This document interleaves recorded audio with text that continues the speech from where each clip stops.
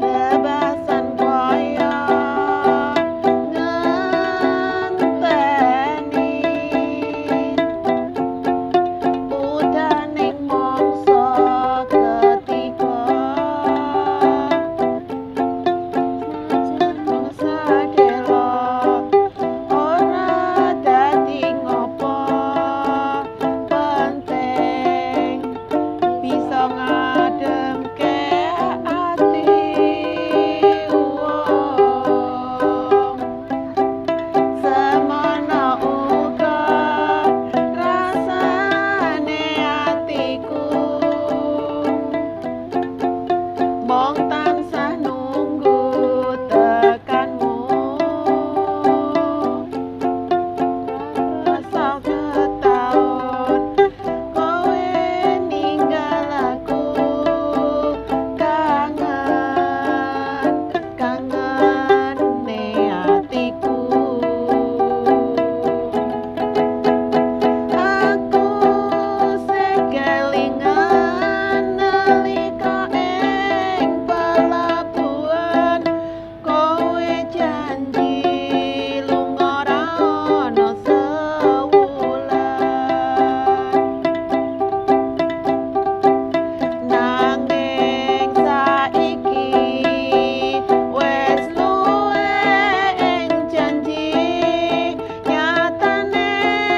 kowe ora bali-bali ning pelabuhan Tanjung Mas kene biyen aku ngaterke kowe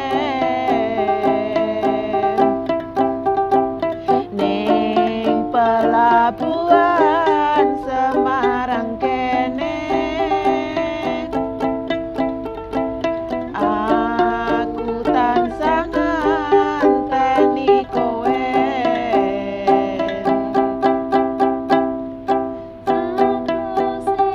kelingan nalika ing pelabuhan kowe janji lunga ra ono sewulan nanging saiki wes luwe ing janji nyatane kowe ora bali-bali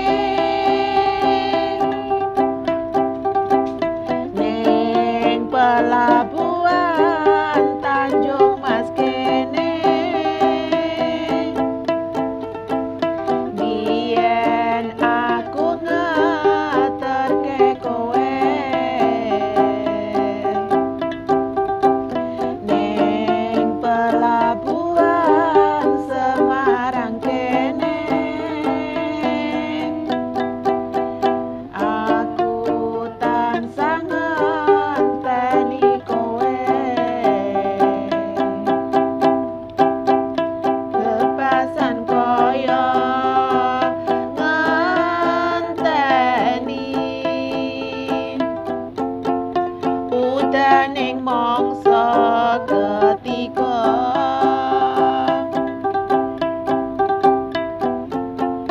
ra krasa setahun kowe ninggal aku kangen atiku